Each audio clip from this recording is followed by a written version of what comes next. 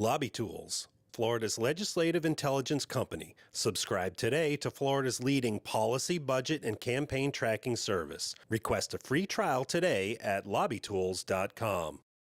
The schedule for the governor's last day in Israel was turned upside down when a last-minute meeting with Benjamin Netanyahu was scheduled. The relationship's good. He went over some of the threats Israel faces and, had the map of the Middle East and showed the pockets of ISIS. The meeting prompted Israeli journalists to ask this question. Are we going to see you as a candidate for the presidency of the United States?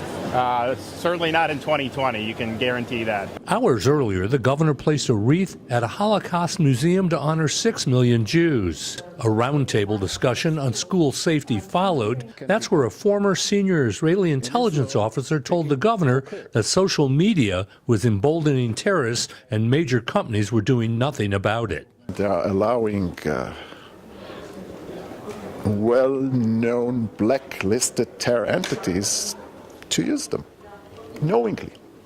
After the Netanyahu meeting, the governor placed 2 notes on the Western Wall. The first asking God to spare the state from any hurricanes. So that would be wonderful if we could get through this hurricane season.